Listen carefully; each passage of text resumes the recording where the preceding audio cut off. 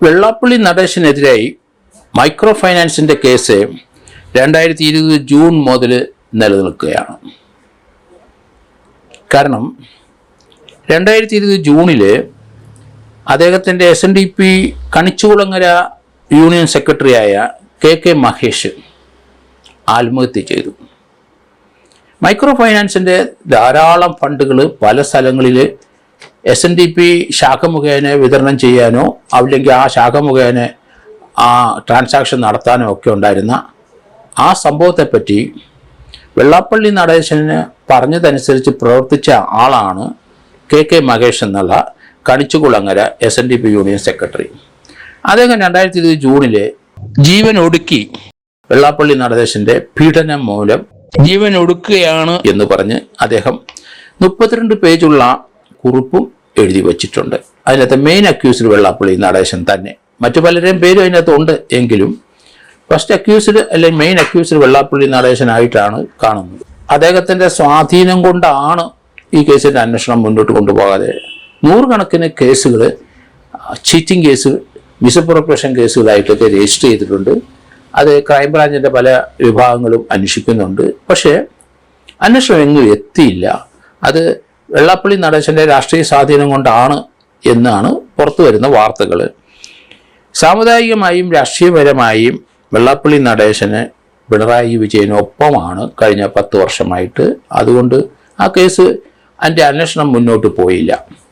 അദ്ദേഹം ഇപ്പം പുതിയ ഗവൺമെൻറ് വന്നപ്പം അദ്ദേഹത്തിൻ്റെ മകനെ മുഖ്യമന്ത്രി വി ഡി സതീശൻ്റെ വസതിയിലേക്ക് പറഞ്ഞയച്ചു.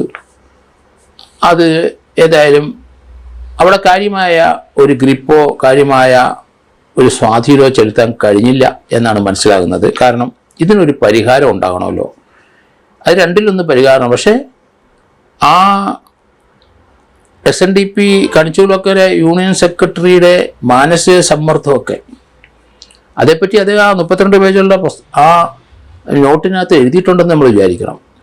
അപ്പോൾ അദ്ദേഹത്തിനുണ്ടായ മാനസിക സംഘർഷം സർവ്വ കുറ്റങ്ങളും അദ്ദേഹത്തിൻ്റെ തലയിൽ കൊണ്ട് ചാർത്തി വെള്ളാപ്പള്ളി നടേശൻ എന്നാണ് അതിനകത്ത് എഴുതി വച്ചിരിക്കുന്നത്. കാരണം പണം മുഴുവൻ അദ്ദേഹം കൊണ്ടുപോയി എന്നുള്ള രീതിയിലാണ് അദ്ദേഹവും അദ്ദേഹത്തിൻ്റെ ഭാര്യ ഉഷാദേവിയും പറയുന്നത്. കാര്യങ്ങളെല്ലാം അവർ വിശദമായിട്ട് പോലീസിൻ്റെ അടുത്തും അന്നത്തെ ക്രൈംബ്രാഞ്ച് ഉദ്യോഗസ്ഥന്മാരുടെ അടുത്ത് പറഞ്ഞെങ്കിലും അതൊന്നും വിലപ്പോയില്ല, ഒരു അറസ്റ്റും ഉണ്ടായില്ല. ഈ കേസിലെ അദ്ദേഹത്തിൻ്റെ മഹേഷ് ആ പണം വെട്ടിച്ചെടുത്തിട്ടുണ്ടോ ഇല്ലയോ എന്ന് പോലീസ് ഇപ്പം കണ്ടെത്തിയിട്ടുണ്ടാവണം. അതെങ്ങോട്ട് പോയി ആ പണം എന്നുള്ള കാര്യവും അദ്ദേഹം പറഞ്ഞിട്ടുണ്ടാവും, അല്ലെങ്കിൽ അന്വേഷണത്തിൽ പോലീസിന് മനസ്സിലായിട്ടുണ്ടാവും. അദ്ദേഹം മരിക്കുന്നതിന് മുമ്പ് ആ കേസിൻ്റെ അന്വേഷണം തകൃതിയായിട്ട് നടന്നതാണ്. അപ്പോൾ ഒരു ഫൈൻഡിങ്ങിലോട്ടൊക്കെ എത്തിയിട്ടുണ്ടാവും എന്നാണ് ഞാൻ കരുതുന്നത്. പക്ഷേ മുന്നോട്ട് പിന്നീട് പോയില്ല. അതുകൊണ്ട് ആ ആളിൻ്റെ പുറത്ത്, മരിച്ച ആളിൻ്റെ പുറത്ത് എല്ലാ ആരോപണങ്ങളും കെട്ടിവെച്ചാൽ വെള്ളാപ്പള്ളി നടേശന് ഊരിക്കൊണ്ട് പോകാം എന്നായിരിക്കും കരുതിയിരിക്കുന്നത്. എന്തായാലും ആ കേസ് അന്വേഷണ ഉദ്യോഗസ്ഥന്മാരുടെ ഭാഗത്തുള്ള വീഴ്ചകൾ അതേപ്പറ്റി അന്വേഷിക്കേണ്ടിയിരിക്കുന്നു. കാരണം 6-7 വർഷമായിട്ട് ഇതിനകത്ത് ഒരു നടപടിയും ഉണ്ടായില്ല. ആ മരണത്തിന് ശേഷം 2020 ജൂണിനായി കഴിഞ്ഞപ്പോൾ ഒരു 6 വർഷം അത് തന്നെ കഴിഞ്ഞിരിക്കുന്നു. അതിനു മുമ്പ് ഈ കേസ് എടുത്തിട്ടുണ്ട്. മൈക്രോ ഫൈനാൻസ് തട്ടിപ്പെന്നാണ് അന്ന് പത്രങ്ങളിലൊക്കെ വന്ന വാർത്തകൾ. വെള്ളാപ്പള്ളി നടേശൻ കാരണമാണ് തൻ്റെ ഭർത്താവ് ജീവൻ വെടിയാൻ കാരണം എന്ന് ഭാര്യ ഉഷാദേവി പറയുന്നുണ്ട്. അതിന് ഉത്തരവാദി വെള്ളാപ്പള്ളി നടേശൻ തന്നെ. അദ്ദേഹത്തിൻ്റെ സ്കീം അനുസരിച്ചാണ് ഈ മൈക്രോ ഫൈനാൻസ് എന്ന് പറഞ്ഞ രീതിയിലുള്ള ഒരു തട്ടിപ്പ് നടത്തിയത്. ആ പണം മുഴുവൻ ആര് കൊണ്ടുപോയി എന്ന് കണ്ടെത്തിയിട്ടുണ്ടാവണം ഇപ്പോൾ ഇത്.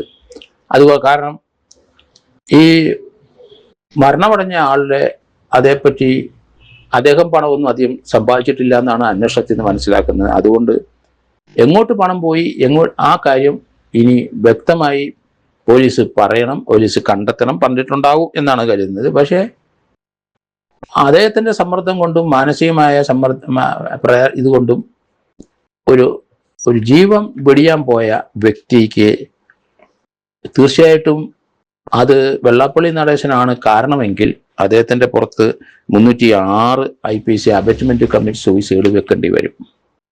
അപ്പോൾ അതുകൊണ്ട് ഇനി അന്വേഷണം തകൃതിയായിട്ട് മുന്നോട്ട് വേണം. സ്വാധീനപ്പെടുത്താൻ കഴിയില്ല. മുഖ്യമന്ത്രിയുടെ കാറിൽ ഇദ്ദേഹം കയറി സഞ്ചരിച്ച ഒരു സമയത്ത് അതിനുശേഷം അദ്ദേഹത്തിൻ്റെ മകൻ തുഷാർ വെള്ളാപ്പള്ളിയും മറ്റും അത് BJPയുടെ ഫ്രാക്ഷനിലാണ് അവർ നിൽക്കുന്നത്. അപ്പോൾ ആ ഭാഗത്തും സ്വാധീനപ്പെടുത്താൻ കഴിയും. ഇവിടെ CPMന്റെ ഭാഗത്ത് മുഖ്യമന്ത്രി ഉണ്ടായിരുന്നു. ഇനി കോൺഗ്രസിന്റെ ഭാഗത്ത് ആരെങ്കിലും ഉണ്ടോ എന്ന് നമുക്കറിയില്ല. അതിലേക്കും കാര്യങ്ങൾ നീങ്ങും. എന്തായാലും ഈ കേസിന്റെ അന്വേഷണം ഇനി വളരെ ഫാസ്റ്റായിട്ട് മുന്നോട്ട് പോകണം. കാരണം ആ മരണപ്പെട്ട അയാളുടെ ഭാര്യയും കുടുംബങ്ങളും അവരന്നു മുതൽ ദുഃഖത്തിലും സങ്കടത്തിലും കഴിഞ്ഞുകൂടുകയാണ്. അതിനൊരു പ്രതിവിധി വേണം. അതിനി വലിച്ചു നീട്ടരുത്. ആരാണ് കുറ്റക്കാര്, ആരാണ് പണം അടിച്ചുകൊണ്ട് പോയത്, അവരെ ഒരാൾ മാത്രമായിരിക്കും, പലരും ഉണ്ടാകാം. അവരെ അറസ്റ്റ് ചെയ്ത് ഉൾപ്പെടുത്തി ഈ കേസിന്റെ എത്രയും പെട്ടെന്ന് ഒരു ഡിസ്പോസൽ ഉണ്ടാക്കാൻ ഇപ്പോഴത്തെ ആഭ്യന്തരമന്ത്രി ശ്രമിക്കണം, മുഖ്യമന്ത്രി ശ്രമിക്കണം എന്നാണ് എൻ്റെ അഭ്യർത്ഥന.